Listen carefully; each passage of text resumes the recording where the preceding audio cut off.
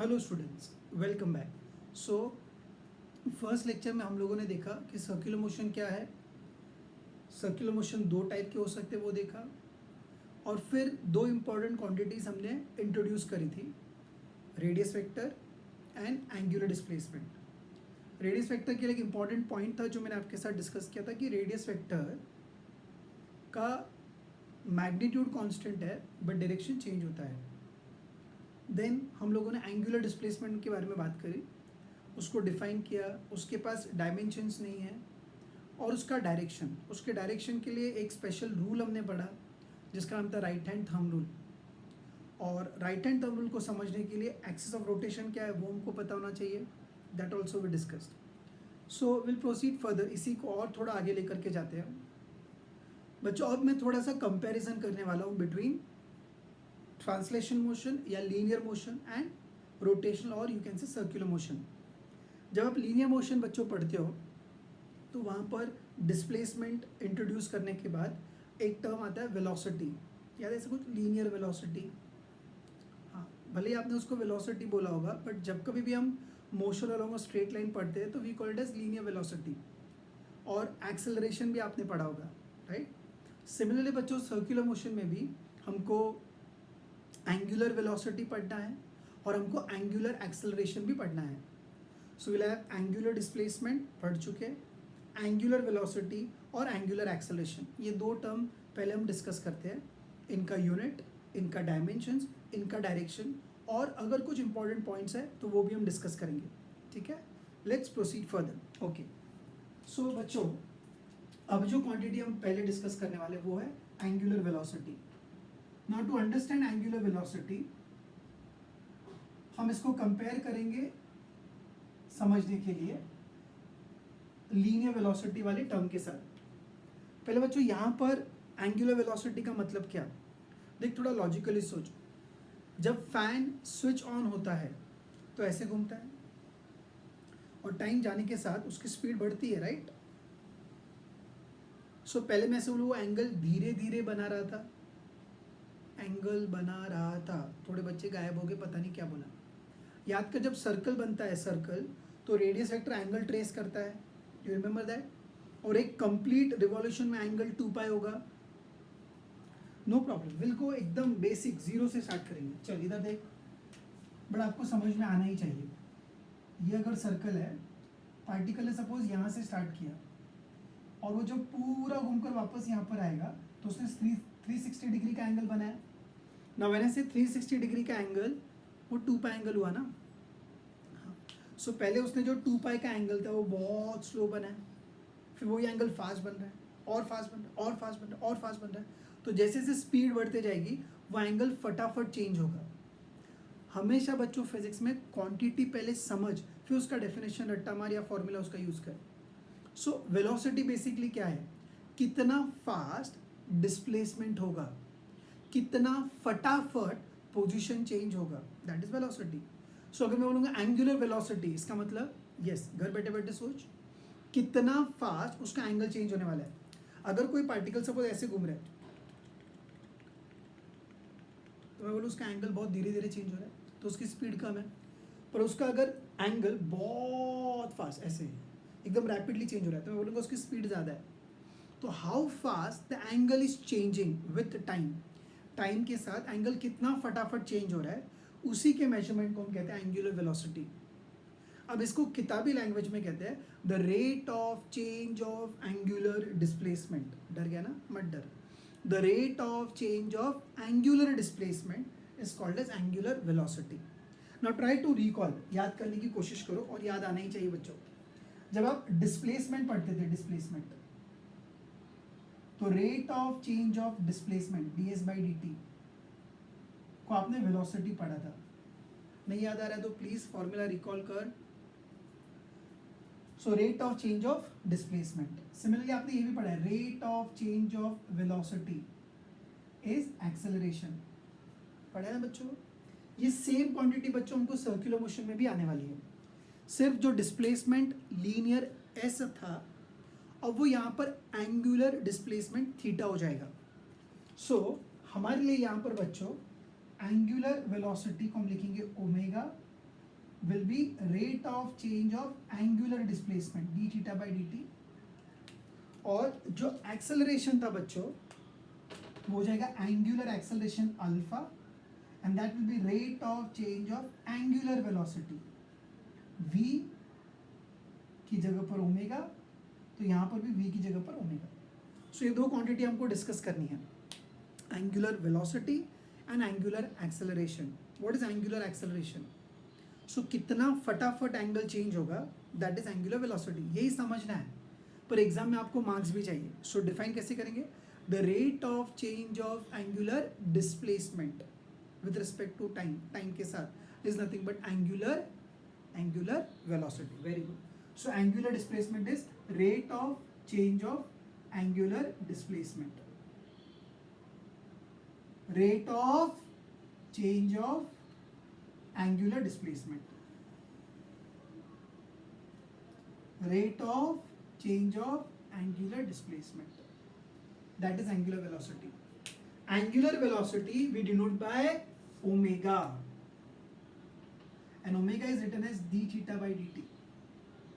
Okay बच्चों, omega को calculate करने के लिए कई बार हम ये बेसिक बचपन वाला फॉर्मूला भी यूज कर सकते हैं। बचपन वाला मतलब जैसे आपने velocity s2 minus s1 upon t2 minus t1, motion in plane, motion in straight line, वहाँ ये सब पढ़ चुके हो आप। सिमिलरली ओमेगा की जब जरूरत पड़ेगी तो मैं ओमेगा को ऐसे भी लिख सकता हूँ, omega is theta 2 minus theta 1 upon t2 minus t1 if required. Okay, ये भी लिख सकते हैं, ये भी लिख सकते हैं। नाउ जहाँ तक इसके यूनिट का सवाल है बच्चों, इसके यूनिट का जो सवाल है, इसका यूनिट क्या होगा? So the unit of angular displacement will be angle divided by time, that is angle is in radian and time is in second. अब आप पढ़ चुके हो कि रेडियन के पास कोई भी यूनिट डायमेंशंस नहीं है, बट टाइम के पास डायमेंशंस होता है। सो एंगुलर डिस्प्लेसमेंट के पास भी डायमेंशंस है, m0 l0 t-1, please keep in mind. Okay, so उसका डेफिनेशन, उसका फॉर्मूला, उसका यूनिट और उसका डायमेंशन सब आपके सामने है। अब एंगुलर वेलोसिटी के पास भी डायरेक्शन है, डायरेक्शन। सो अगर मैं कह रहा हूं कि इसके पास भी डायरेक्शन है तो मैं बोलूंगा it is also an axial vector. अब बच्चों बार बार मैं एक्सप्लेन नहीं करूंगा, जैसे मैंने लिखा it is an axial vector, मेरे बच्चों को क्लिक होना चाहिए कि इसका direction along the axis of rotation होगा, और उसका सेंस मतलब ऊपर नीचे राइट लेफ्ट आगे पीछे कौन बताएगा? Right hand thumb rule. क्या था right hand thumb rule? Imagine the axis of rotation to be held in the right hand with the fingers curled around it and the thumb outstretched. If your curled finger gives a sense of rotation, then your outstretched thumb gives the direction of angular displacement, जो last time पढ़ा, angular velocity जो अभी पढ़ रहे हैं। So angular velocity भी एक axial vector है, इसका डायरेक्शन एक्सिस ऑफ रोटेशन के अलोंग होगा और उसका सेंस मुझे मिलेगा राइट हैंड थंब रूल से। ओके, सिंपल भाषा में एंगुलर वेलोसिटी से डरना नहीं है, सर्कुलर मोशन की स्पीड या कितना फटाफट एंगल चेंज होगा, दैट इज एंगुलर वेलोसिटी। ठीक है, और कितना फटाफट एंगुलर वेलोसिटी चेंज होगा, दैट इज एंगुलर एक्सेलरेशन। कितनी फास्ट स्पीड चेंज हो रही है, एक्सेलरेट करते हैं हम, मतलब स्पीड फटाफट चेंज हो रही है। So how fast the speed is changing, how fast the angular velocity is changing, that is going to be deciding, that will be called as what? Angular acceleration. So what is angular acceleration? Rate of change of angular velocity. Okay, so angular acceleration is rate of change of angular velocity. ठीक है, so इसको भी note करते बच्चों अच्छे से जल्दी से। So angular velocity के बाद the next term that we need to understand is angular acceleration.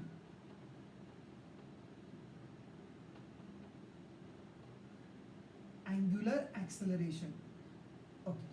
जैसे angular velocity को हमने ओमेगा से डिनोट कर रखा है,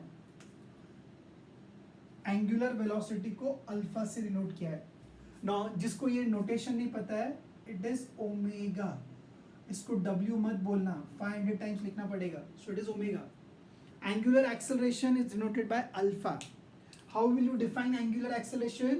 It is a rate of change of angular velocity. So मैं लिख नहीं रहा हूँ, ठीक है, you can write it for yourself. What is angular acceleration? Rate of change of angular velocity. इसका नोटेशन क्या हो गया, फॉर्मूला क्या होगा? Omega a alpha is d omega by d t, और omega 2 minus omega 1 upon T2 minus T1 को भी हम अल्फा लिख सकते हैं. ओके, इसका यूनिट क्या होगा? चलो सोचो बच्चों, इसका यूनिट क्या होगा?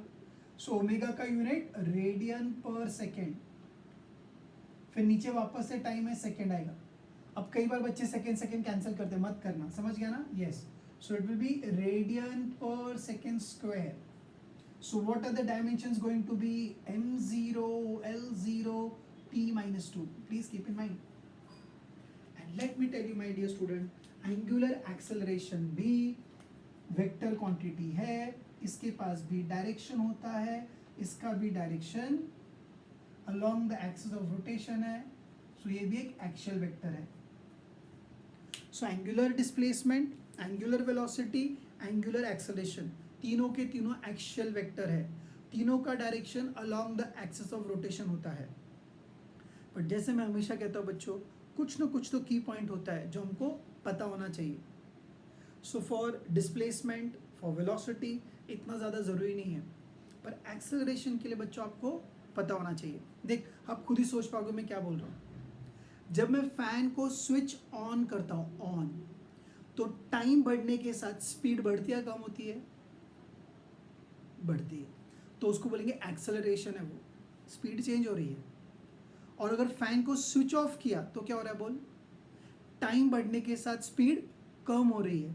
तभी भी स्पीड चेंज हो रही है? हाँ सर, चेंज हो रही है. तभी भी एक्सेलरेशन है? हाँ एक्सेलरेशन है. पर आपको याद होगा, ऐसे एक्सेलरेशन को नेगेटिव एक्सेलरेशन कहते हैं या रिटार्डेशन कहते हैं. याद है? हाँ. वापस से, फैन को ऑन किया, ऑन, तो टाइम जाने के साथ स्पीड बढ़ेगा. फैन को ऑफ किया तो टाइम जाने के साथ स्पीड कम होता है. तो जब टाइम के साथ स्पीड इंक्रीज होगा, वी से motion is accelerated, speed up हो रहा है. और जब टाइम के साथ स्पीड कम होगा तो motion is retarded, D accelerate कर रहा है, वो नेगेटिव एक्सेलरेशन है. इन बातों को हम डायग्रामेटिकली कैसे समझते हैं, प्लीज अंडरस्टैंड इट. देख, मैं एक सिंपल सा आपको एक डायग्राम बनाता हूँ और आप सबको 110% समझेगा.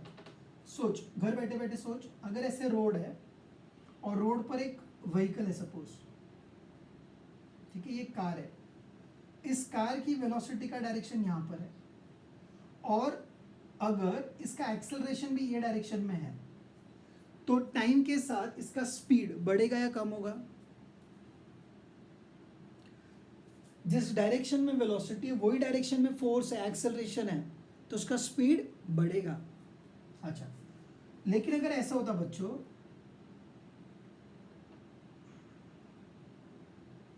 समझ गए ना? Very nice. बस वो इतना इजी है. वेलोसिटी इस तरफ है, व्हीकल इस तरफ जा रहा है, पर इस पे लगने वाला फोर्स या एक्सेलरेशन अपोजिट डायरेक्शन में, तो भी टाइम जाने के साथ स्पीड बढ़ेगा या कम होगा? स्पीड कम होगा. तो अपने फैन की एनालॉजी में बच्चों, जब स्विच ऑन किया तो मैं बोलूँगा ऐसा कुछ होगा, और जब स्विच ऑफ किया तो ऐसा कुछ होगा. पहले पक्का बोल, समझा? सच में बोल. Very good. सो ये केस में स्पीड बढ़ेगा, ये केस में स्पीड कम होगा. अभी उल्टा, अगर किसी डायग्राम में ऐसे दिखाया गया है वेलोसिटी और एक्सेलरेशन सेम डायरेक्शन में है, तो आप फटाक से बोलोगे स्पीड बढ़ेगा इस केस में. और अगर वेलोसिटी और एक्सेलरेशन अपोजिट डायरेक्शन में, तो आप फटाक से बोलोगे स्पीड कम होगा. चलो, अब अगर आपको ये समझा है बच्चों, सो मैं डायग्राम बना रहा हूँ बोर्ड पर. आपको घर बैठे बैठे ये सोचना है और घर पर ही आंसर देना है. I will draw diagram and you tell me speed बढ़ रहा है कम हो रहा है. ठीक है? पक्का? ओके. सो इस वाले केस में क्या होगा? Speed increases. ये डायग्राम बनाया नहीं मैंने, अभी मैं बनाने वाला हूँ. Speed increases. और इस वाले केस में स्पीड डिक्रीजेस. जब मैं एक्सेलरेशन लिखता हूँ बच्चों, नेट एक्सेलरेशन होता है वो. So speed increases, speed decreases. Correct. जैसे मैंने ट्रांसलेशन के लिए बताया ना, सेम अब सर्कुलर के लिए देखते हैं. प्लीज बच्चा, प्लीज मस्त आंसर देना. सबको ये आंसर देना। फिर जब लाइट डाउट्स लूंगा तो मैं पूछूंगा आपसे। देख सर्कल ऐसा है, ये सेंटर है, ये एक्सिस ऑफ रोटेशन है, ठीक है। सो राइट हैंड के हिसाब से फिंगर्स ऐसे कर्ल होंगे, थंब ऊपर आ रहा है, यानी थीटा का डायरेक्शन ऊपर है, ओमेगा का डायरेक्शन भी ऊपर है। अगर मैं बोलता हूँ कि अल्फा का डायरेक्शन भी ऊपर है, तो बोल इस केस में स्पीड बढ़ेगा या कम होगा?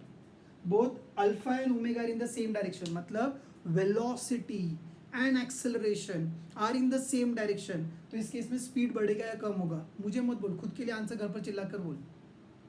हाँ, सबको लगना चाहिए ना आप पढ़ाई कर रहे हो। बोलो, omega and alpha in the same direction. Correct, very nice, easy है। अच्छा, अगर ये डायग्राम ऐसा होता है, ऐसा देख, ऐसा, ये सेंस ऑफ रोटेशन है, ये एक्सिस ऑफ रोटेशन है, अभी भी आपका पार्टिकल वैसे ही घूम रहा है, तो ऐसे फिंगर्स कर्ल, थंब ऊपर। सो थीटा अगर ऊपर ड्रॉ किया है, ओमेगा ऊपर ड्रॉ किया है, और अगर अल्फा नीचे ड्रॉ किया है, अब बता क्या होगा? Omega and alpha are in opposite direction. So ऐसे कैसे हो सकता है? एक्सियल वेक्टर है, अभी भी एक्सियल ही है ना। क्या तीनों एक्सिस के अलोंग है? यस। क्या ये तीनों अभी भी एक्सिस के अलोंग है? यस। दो ऊपर और एक नीचे, बट है तो एक्सिस के अलोंग ही है ना बच्चों। बट अगर दोनों ओमेगा और अल्फा का डायरेक्शन अपोजिट है, तो मैं बोलूंगा इस केस में स्पीड इंक्रीजेस, इस केस में स्पीड डिक्रीजेस। हाँ मुझे पता है इजी चीजें हैं, बट इजी चीजें कोई हम कॉन्सेप्ट या बेसिक कहते हैं जो अपने वीक होते हैं। Are we clear? सो आपको वेलोसिटी समझा, आपको एक्सेलरेशन समझा, unit, dimension, direction. Direction simple है, दोनों के दोनों एक्सिस के अलोंग है। हाँ, लेकिन अगर दोनों का डायरेक्शन सेम हुआ तो it will increase, speed will increase. और अगर दोनों का डायरेक्शन अपोजिट हुआ तो स्पीड विल डिक्रीज। सिर्फ दोनों मतलब कौन? थीटा और omega? No no no no no, हम डिस्प्लेसमेंट की बात ही नहीं कर रहे, वेलोसिटी एंड एक्सेलरेशन। आप स्क्रीन को पॉज करके जो भी लिखना है लिख सकते जल्दी से। सो अब तक मैंने आपके साथ 4 क्वांटिटी डिस्कस किए बच्चों, radius vector, angular displacement, angular velocity and angular acceleration, ठीक है। 2 और टर्म है बच्चों जो हम डिस्कस करेंगे अभी, उसके बाद कुछ रिलेशंस या फॉर्मूले, and then I will take 2 simple numericals, ठीक है। चलो, सो आई होप सबने लिख लिया है। Great, very nice, okay.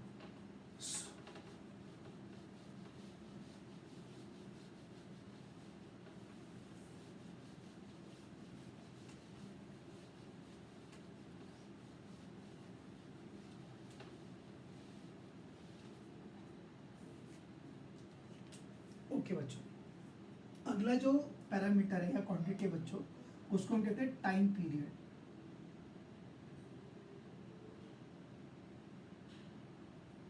उसको हम कहते हैं टाइम पीरियड। आई नो आप सबने पढ़ा होगा।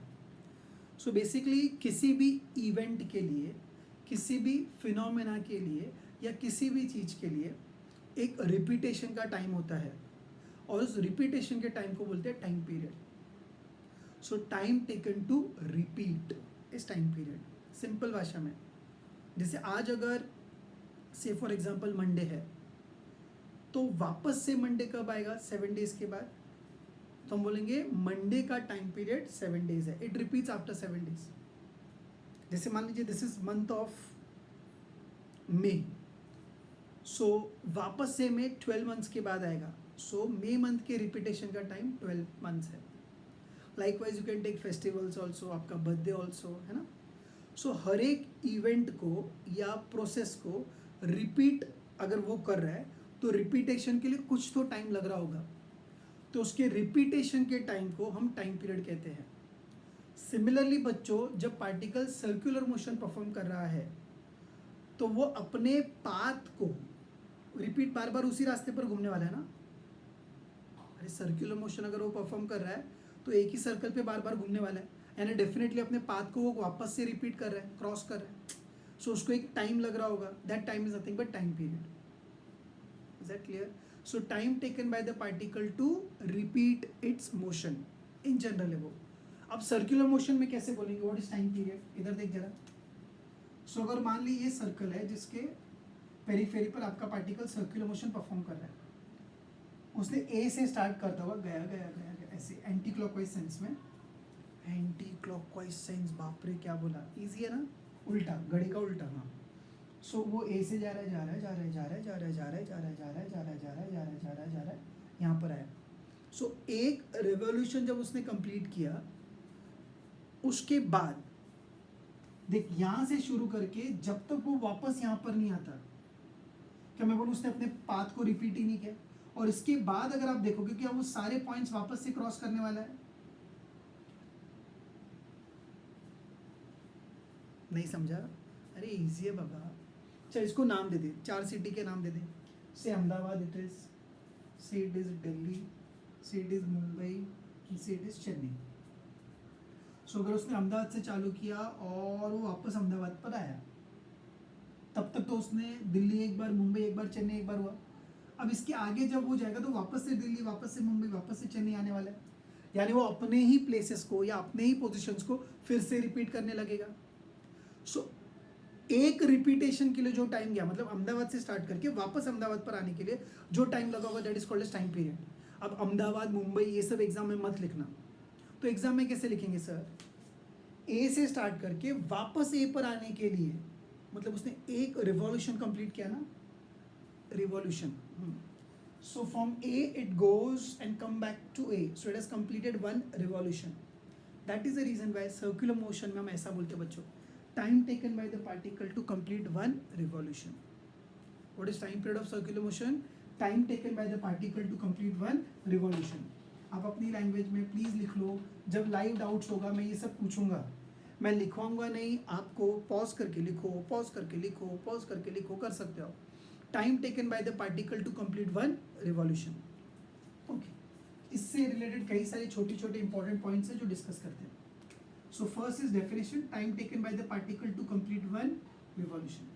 अच्छा, अब मुझे एक बात बता, क्या सर, जब वो एक रिवॉल्यूशन कंप्लीट करेगा बच्चों, तो जो भी टाइम लगा दैट इज टाइम पीरियड। कोई बता सकता है एक रिवॉल्यूशन में उसने कितना एंगल बनाया होगा?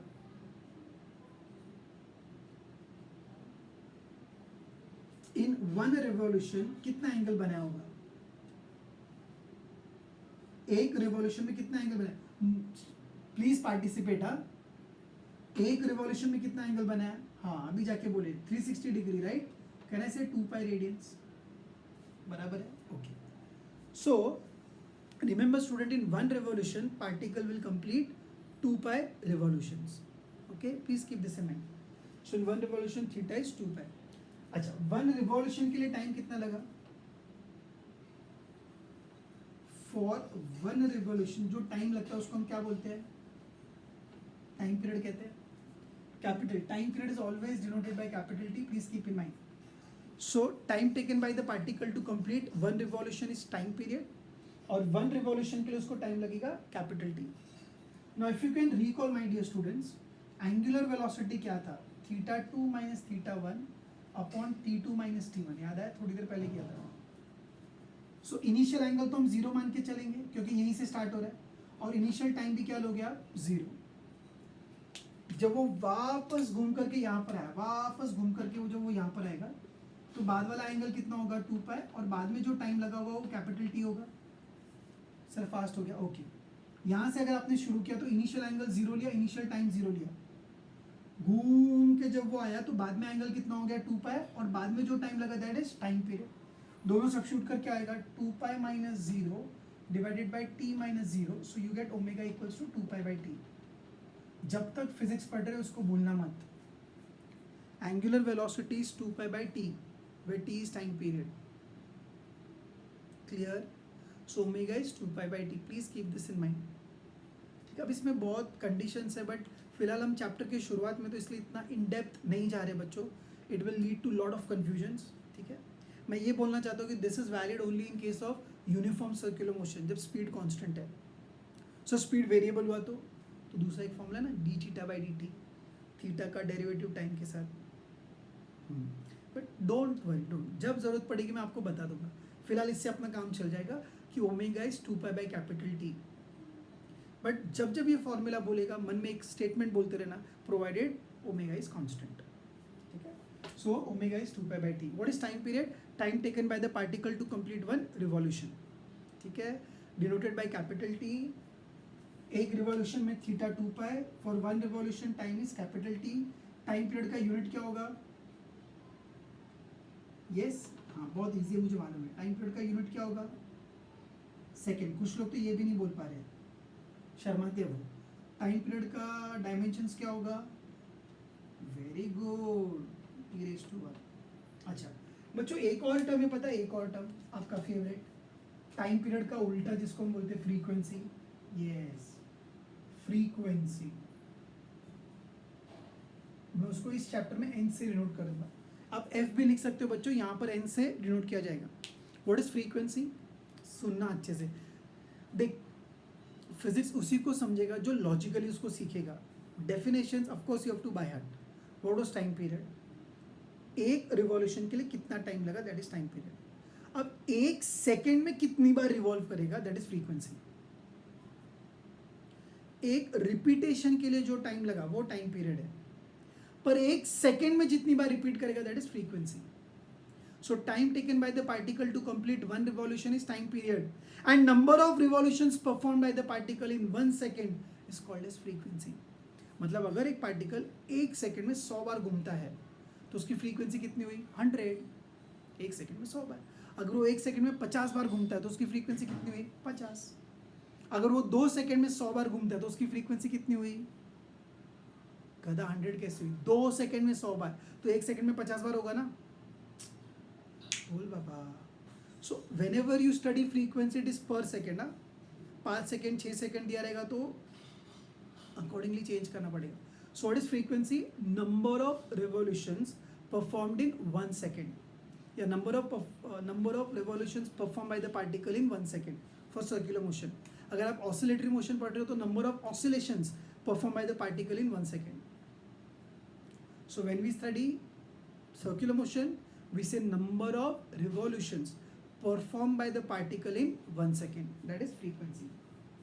और एक बहुत फेमस रिलेशन है, frequency is always reciprocal of time period. frequency का जो यूनिट है, frequency का जो यूनिट है that is hertz या फिर per second. frequency का जो डायमेंशंस है वो m0 l0 t-1 होगा। अच्छा, फ्रीक्वेंसी का ओमेगा के साथ रिलेशन क्या होगा सर? देख, ओमेगा 2 पाई बाई टी होता है, सो 2 पाई इंटू 1 बाई टी ऐसा लिख सकता हूँ मैं, और 1 बाई टी को एन लिख सकते हैं, तो ओमेगा इज 2 पाई एन। याद रखना है सब। So we discuss time period, we discuss frequency. Time period एक रिवॉल्यूशन का टाइम, फ्रीक्वेंसी एक सेकेंड में कितने रिवॉल्यूशन होगा। ठीक है, अभी क्लियर? सो प्लीज स्क्रीन को पॉज कर लीजिए, इसको नोट कर लीजिए, so that we can proceed further. आगे बढ़ते हैं। Okay good. सो आप लोगों ने ये लिख लिया। अब बच्चों, जैसे मैंने आपसे कहा था, कुछ कंपेरेटिव बेसिस पर या रिलेट करके हमको फॉर्मूले डिस्कस करने हैं।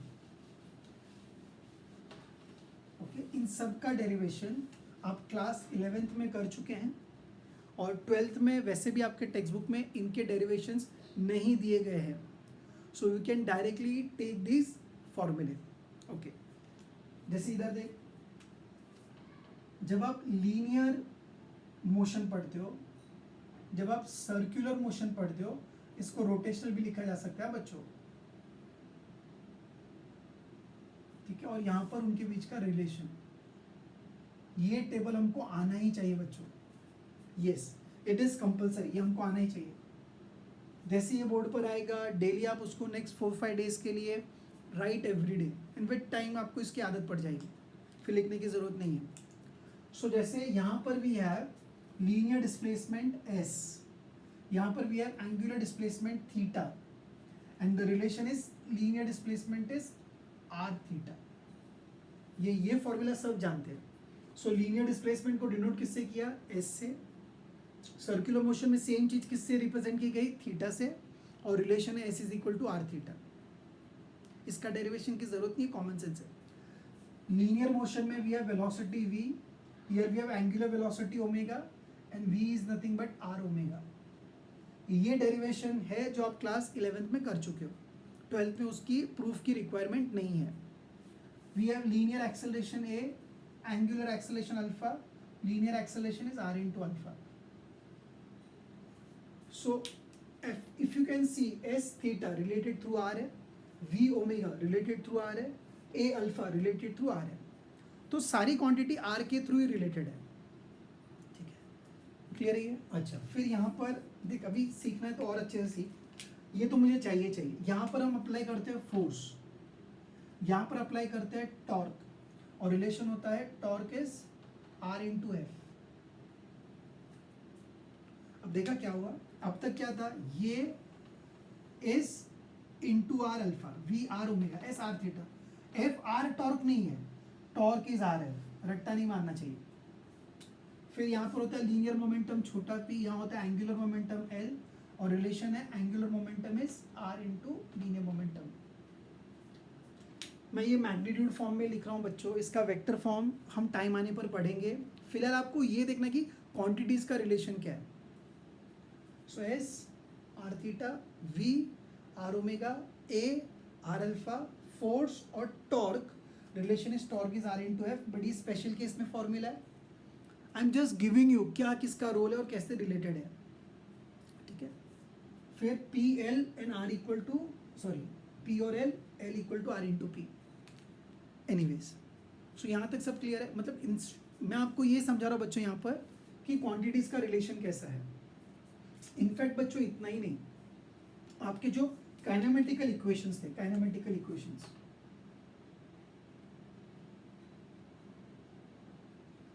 काइनेमेटिकल इक्वेशन जो आप यूज करते हो इन स्ट्रेट लाइन, कब जब एक्सेलरेशन कांस्टेंट होगा तब. आई होप आपको ये याद है. This is valid only when acceleration is constant. So इधर भी ऐसे लिखना पड़ेगा. फिर काइनेमेटिकल इक्वेशन देख, जो घर पर बैठे बैठे पार्टिसिपेट करेगा उसको इजी लगेगा, उसको समझ में आएगा. जो नहीं पार्टिसिपेट करेगा उसको कुछ नहीं समझेगा, और ये चैप्टर नहीं आएगा तो पूरा पेपर 1 नहीं आएगा. सो काइनेमेटिकल इक्वेशन, लीनियर मोशन में ए इज कांस्टेंट, सर्कुलर मोशन में ए का रोल कौन ले रहा है, ए का रोल कौन ले रहा है, अल्फा.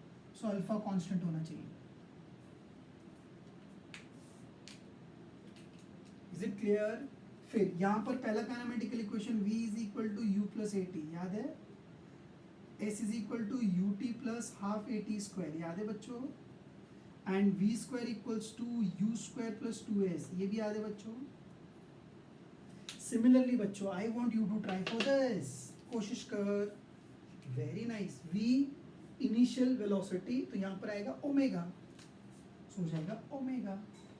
u भी क्या था, इनिशियल वेलोसिटी था, तो यहाँ पर भी आएगा ओमेगा, डर मत. फिर a का रोल किसने प्ले किया, अल्फा, टाइम तो o का हुई. सो ऐसा कुछ बनेगा. सो दोनों ओमेगा कैसे, टेंशन मत ले, विल डिस्कस दैट, पहले समझ. फिर s का रोल किसने प्ले किया, थीटा. सो थीटा, u की जगह पर omega velocity, omega T plus half alpha T square, और v की जगह पर ओमेगा स्क्वायर, u की जगह पर omega square plus 2 alpha theta. Alright, अब सर ये दोनों ओमेगा सेम कैसे रखेंगे, नहीं रखेंगे, बराबर है. सो अभी क्या कर सकते हैं, देख अलग अलग बुक्स में अलग अलग नोटेशन है. कोई फाइनल एंगुलर वेलोसिटी को ओमेगा लिखता है, तो इनिशियल एंगुलर वेलोसिटी को ओमेगा 0 लिखता है या ओमेगा नॉट लिखता है. But to avoid confusion I will use omega 2, omega 1, omega 1, omega 1, omega 2. Initial velocity मतलब जो u था उसका रोल ओमेगा 1 को मिल गया. Are we clear? Say loudly yes sir, are we clear? शाबाश. ओके, अब एक पॉइंट और है बच्चों, एक फॉर्मूला और है जो हमारे काम का और हमको आना चाहिए.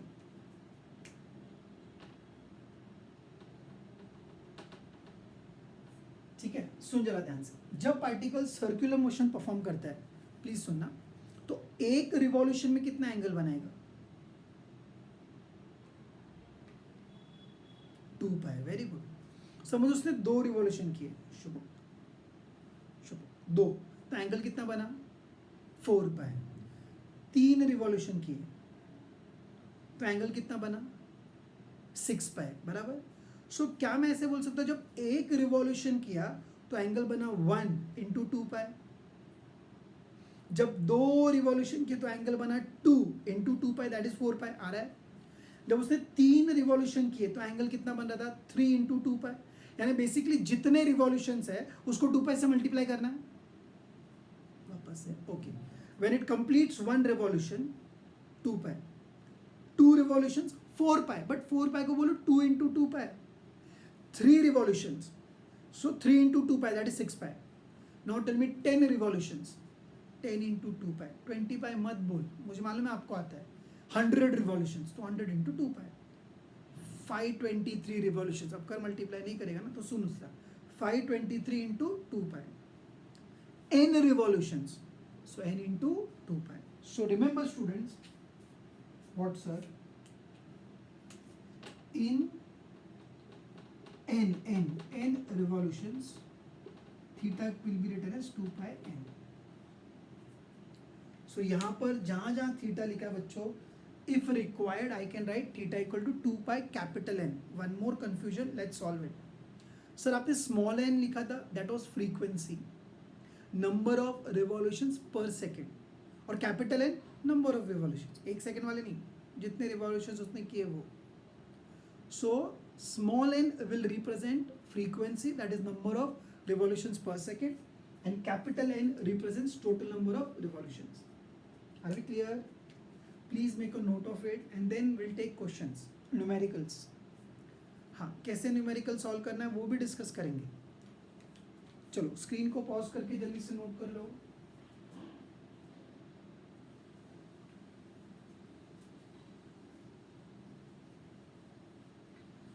Fine, now I hope all of you must be having government text book का PDF फॉर्म, राइट? होना चाहिए आपके पास, जो बाल भारती का आपको लिंक भेजा था उससे आप डाउनलोड कर सकते थे। ओके, सो आपकी बुक में पेज नंबर 2 पर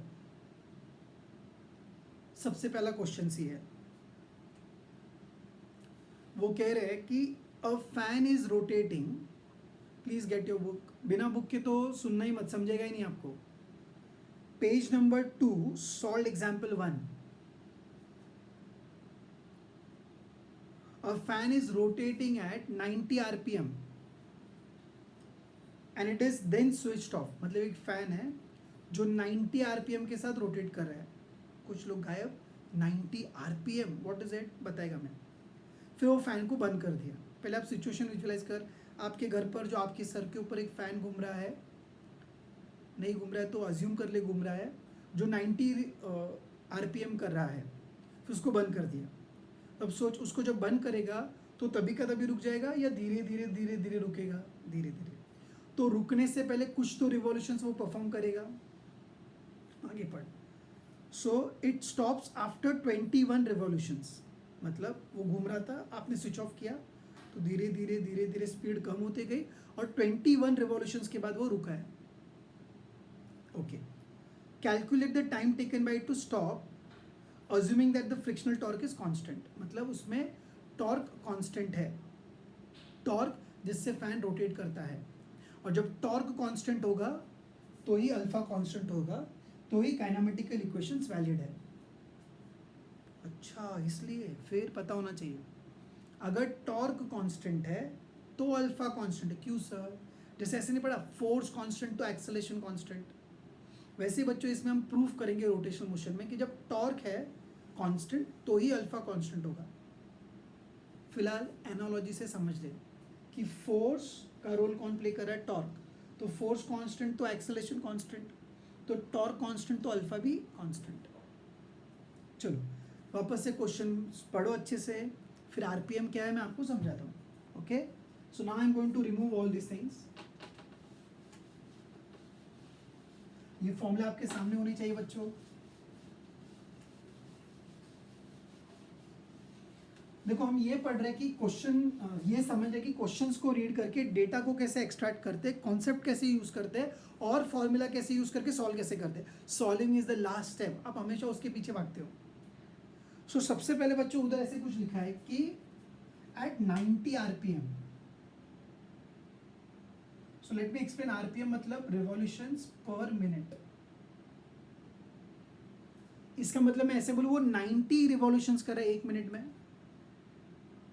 सो मुझे पता 1 मिनट में अगर वो 90 रिवॉल्यूशंस कर रहा है तो मिनट को अगर मैं 60 सेकेंड्स लिखूं तो चलेगा, बाद में बोलना मत, समझा नहीं था। RPM is revolutions per minute, इसलिए ऐसा लिखा। Minute is not the standard unit, so I convert into second, so I wrote 60 seconds. So now I can cancel these two and I get 1.5. 9/6 is 1.5. 3 का table आता होगा तो divide करके देख लेना। रिवॉल्यूशंस पर second, please understand it like this, it is completing 1.5 revolutions per second. 1.5 revolutions per second. Number of revolutions per second क्या होता है? यस, जिसको आया उसके लिए यस, जिसको नहीं आया तो प्लीज रिवाइज कर। नंबर ऑफ रिवॉल्यूशंस पर सेकेंड फ्रीक्वेंसी होता है, तो इससे डरते नहीं है बच्चों। मैं आपको ये बताना चाहता हूं कि दिस 90 आरपीएम और दिस इज बेसिकली फ्रीक्वेंसी, याद रहेगा। अब देख, जो रट्टा मारने वाला वो क्या बोलेगा, आरपीएम हो चाहे आरपीएस हो चाहे हर्ट्ज हो चाहे साइकिल्स पर सेकेंड हो साइकिल्स पर मिनट हो, ये सब क्या रिप्रेजेंट करते हैं, फ्रीक्वेंसी। बट बच्चों सी इज फॉर साइकिल ना, इधर याद रखना, फ्रीक्वेंसी हमेशा पर सेकेंड में आनी चाहिए, ठीक है। इधर देख, सो अगर उन्होंने ना आपको आरपीएम में दिया है तो आपको उसको कन्वर्ट करना पड़ेगा आरपीएस में, बराबर। सो कन्वर्ट करने के लिए आप मिनट को सेकेंड में करोगे तो किससे डिवाइड करोगे आप, 60 से।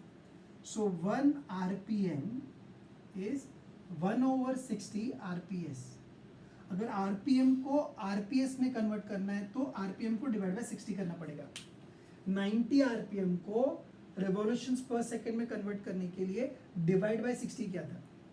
सो ये कन्वर्जन नोट कर ले, बड़े काम का ही है। आरपीएम को अगर आरपीएस में कन्वर्ट करना है, रिवॉल्यूशंस पर मिनट को रिवॉल्यूशंस पर सेकेंड में कन्वर्ट करना है, so we divide by 60। One more thing, अगर आप कार में इंटरेस्टेड हो तो कार या बाइक, उनके लिए आरपीएम हमेशा स्पेसिफाई किया जाता है, वो रोटेशंस ऑफ द मोटर, या सो वो आरपीएम क्या रिप्रेजेंट करता है, revolutions per minute. But minute is not the standard unit, तो मुझे किस में चाहिए, पर सेकेंड। सो आरपीएम को आरपीएस में कन्वर्ट करने के लिए डिवाइड बाय 60 करेंगे। जैसे अगर ऐसा है, देख 60 आरपीएम, बोल कितना RPS, so 60 divided by 60 RPS. 120 RPM, बोल कितना RPS, 120 divided by 60 RPS. 240 RPM, अभी बाबा अभी तो बोल खुद से, हाँ 240 डिवाइडेड बाय 60 आरपीएस। जो भी दिया है उसको डिवाइड बाय 60 करना, ओके। सो वो कह रहे कि एक फैन है जो 90 आरपीएम से रिवॉल्व कर रहा था, सो फ्रीक्वेंसी वाज गिवन, उसको स्विच ऑफ किया गया। अच्छी बात है, स्विच ऑफ किया तो उसने रुकने से पहले 21 रिवॉल्यूशंस किए। तो आपसे बोला गया कि वो कितने टाइम में रुका होगा, राइट, यही क्वेश्चन है, आपसे टाइम पूछा गया, ओके। सो और बोला कि फ्रिक्शनल टॉर्क कांस्टेंट है, वो लिख ले, हाँ उधर प्लीज भूलना मत, फ्रिक्शनल टॉर्क कांस्टेंट, इसलिए अल्फा कांस्टेंट, इसलिए मैं काइनेमेटिकल इक्वेशन सोच सकता हूँ, okay. So how do we present this in exam, so we start with given, क्या दिया हुआ है, then we attack on what is to be found, and then will think of क्या फॉर्मूले मुझे यूज करने हैं, okay, and finally will go on to solution. आपका एम कभी भी सोल्यूशन नहीं होना चाहिए बच्चों, ऑलवेज रीड क्वेश्चन, उसको विजुअलाइज कर कि क्या कह रहा है वो, और फिर जो चीज़ें दी उसको एक्सट्रैक्ट कर, फिर फॉर्मूला सोच। सो विजुअलाइज हुआ, आपके सर के ऊपर एक फ़ैन था, मेरे ऊपर नहीं, आपके सर के ऊपर एक फ़ैन था, 90 की फ्रीक्वेंसी से घूम रहा था, बंद किया तो 21 टर्न लेने के बाद वो रुका, तो आपको बोला कि 21 टर्न होने में कितना टाइम लगा, ये उसका इंटरप्रिटेशन है या अंडरस्टैंडिंग है। सो व्हाट इज गिवन, मैं ऐसा बोलूं, इनिशियल फ्रीक्वेंसी का n, इनिशियल का 1 was 90 डिवाइडेड बाय 60 रिवॉल्यूशंस पर सेकेंड। बच्चों समझा, थैंक यू। फिर number of revolutions, capital N, थोड़ी देर पहले पढ़ा, इस 21, इतना रिवॉल्यूशन उसने किया। बाद में आपका फैन रुक गया है तो उसका बाद का फ्रीक्वेंसी कितना होगा, 0। यहाँ पर टॉर्क गायब है, सॉरी टॉर्क कांस्टेंट है, तो अल्फा को क्या ले जाएगा, कांस्टेंट। आपसे पूछा गया कितना टाइम लगेगा, बराबर। अब सर टाइम लगेगा और अल्फा कांस्टेंट है, तो मेरे पास 3 काइनेमेटिकल इक्वेशन है। थोड़ा सा मैं आपका टाइम ले रहा हूँ, बट आई अश्योर यू कि आपको समझेगा ही। सो पहला kinematical omega 2 is omega 1 plus alpha T. दूसरा kinematical theta is omega 1 T plus half alpha T square. और तीसरा ओमेगा 2 का square will be equal to omega 1 का स्क्वायर प्लस 2 अल्फा थीटा। बराबर ना? हाँ। अब आपको टाइम चाहिए। देख काइनेमेटिकल में टाइम किस में आता है? फर्स्ट इक्वेशन में आता है और सेकेंड में आता है, राइट? सो बाद में आपका फैन रुक चुका है, सो बाद वाला एंगुलर स्पीड जीरो हो जाएगा। अरे फैन रुका तो स्पीड रुक गया तो स्पीड जीरो हो गई, सो ये जीरो है। इनिशियल ओमेगा 1 आपको पता है? नहीं सर मुझे नहीं पता है, पर मुझे n1 पता है, तो मुझे एक फॉर्मूला याद आया, ओमेगा इज 2 पाई n, इसलिए फॉर्मूला याद आनी चाहिए। खुशी हुई ना? शाबाश। सो अब मुझे अगर n पता है, n1 पता है, सो ओमेगा 1 मुझे पता है। Yes, be happy. आपको टाइम ढूंढना है। सो देख ये इक्वेशन में ओमेगा 2 जीरो, टेंशन ही नहीं। Omega 1 I know. टाइम मुझे कैलकुलेट करना है। सता कौन रहा है? अल्फा। मुझे अल्फा की वैल्यू नहीं पता है। ओहो हो, अभी अल्फा कैसे करें? सोच जरा, आप लोग सोच।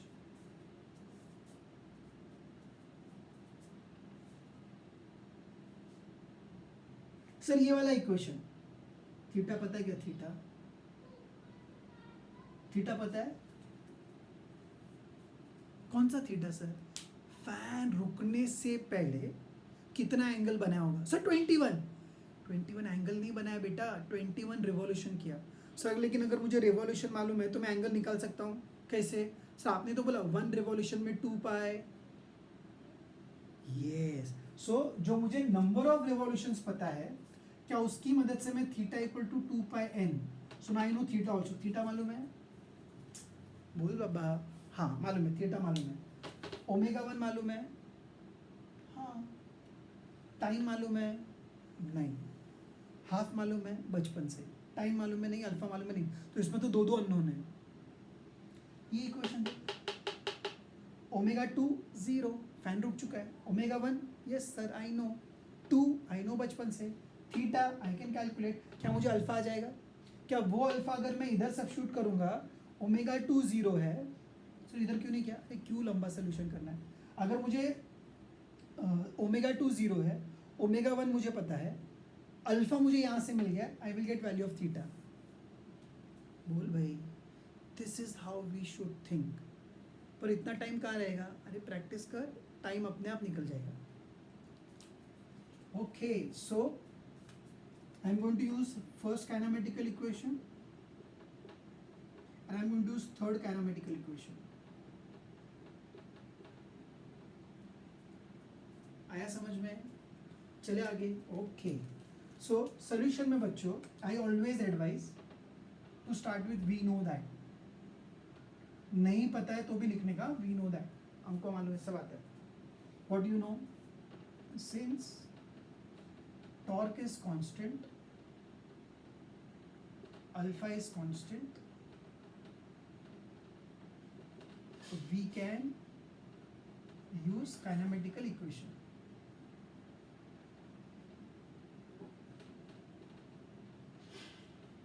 यहाँ तक सब साथ में?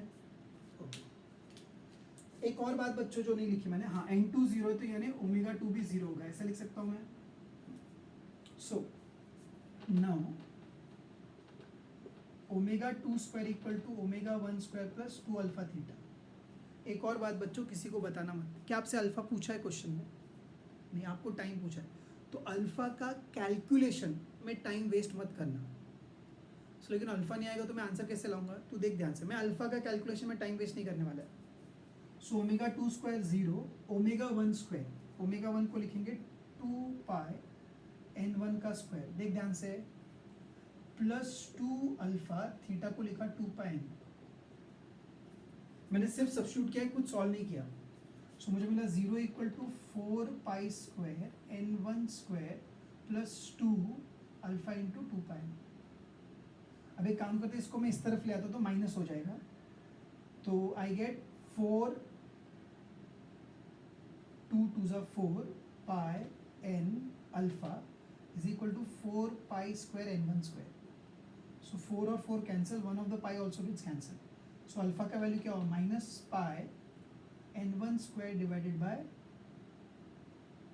Minus pi n1 square divided by capital N. बस मैंने अल्फा की वैल्यू निकाली, उसको कैलकुलेट नहीं किया। Now this I am going to put here. Sir ये नेगेटिव आया, नेगेटिव तो आना ही था बेटा। टाइम जाने के साथ फैन की स्पीड बढ़ी या फैन की स्पीड कम हुई, तो एक्सेलरेशन की रिटार्डेशन है। सो माइनस साइन क्या बता रहा है, it is retardation. Great, okay. So now I hope आप सबने लिख लिया है, नहीं लिखा है तो स्क्रीन को पॉज कर प्लीज कॉपी कर।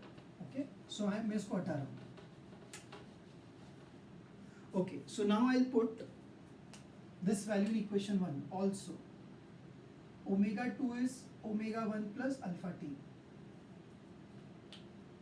ठीक है, सो ओमेगा 2 का वैल्यू 0, ओमेगा 1 का value 2 pi n1 plus alpha मैंने वहां से लाया minus pi n1 square divided by capital N into T. Take it on the other side, minus और प्लस माइनस इधर आके plus, so pi n1 square by n into T is equal to 2 pi n1। Calculation जितना कम करेगा उतना अच्छा है। देख मैंने अब तक कुछ मैथमेटिकल चीज नहीं की, सिर्फ फॉर्मूला में वैल्यू सब्स्टिट्यूट कर रहा हूँ। अब क्या होगा, ये पाई कैंसिल हो गया, एक n1 कैंसिल हो गया, n1 बचा। टाइम चाहिए आपको, तो टाइम का वैल्यू क्या है 2 into n divided by n1, 2 into capital N divided by n1। जब हम एंट्रेंस की तैयारी करेंगे बच्चों, ये सेम टाइम डायरेक्ट ये फॉर्मूले से मैं सॉल्व करके बता सकता हूँ, पर अब हम थियोरी पढ़ रहे हैं, फर्स्ट टाइम पढ़ रहे हैं, so have to go step by step. Entrance MCQ करे अटैक, सीधा ये formula substitute and get the answer. So now what is the value, so 2 into n का वैल्यू 21 था, n1 का वैल्यू क्या था 1.5, राइट। सो 1.5, सो 1.5 को मैं लिखूंगा 15/10, समझाइए। तो उसको सॉल्व करके what ever time will get is answer. जैसे 3 5 3 7 5 2 आई एम गेटिंग 28 सेकेंड्स। तो फैन को रुकने के लिए टाइम लगा 28 सेकेंड्स। 28 सेकेंड में आपका फैन रुक जाएगा, जो प्रैक्टिकली अगर आप देखो तो वैसे ही होता है। एटलीस्ट आधा मिनट तो उसको लगेगा ना, आधा मिनट, अरे 28 सेकेंड यानी रफली 30 सेकेंड, 30 सेकेंड यानी half minute. Is it clear? See ये स्टेप आने तक मैंने कुछ सब्स्टिट्यूट नहीं किया है, सिंपली वैल्यू पुट करके आंसर लाया। So I request you all to go through this lecture also पूरा अच्छे से, सारे टर्म समझो, magnitude, direction, unit, dimensions, key points जो मैं बीच बीच में आपको बता रहा हूँ, रिलेशन जो अभी हमने देखे, काइनेमेटिकल इक्वेशंस और ये न्यूमेरिकल्स। सो नेक्स्ट सेशन में हम और इम्पॉर्टेंट चीज़ों को डिस्कस करेंगे, ठीक है। See you in the next class, thank you.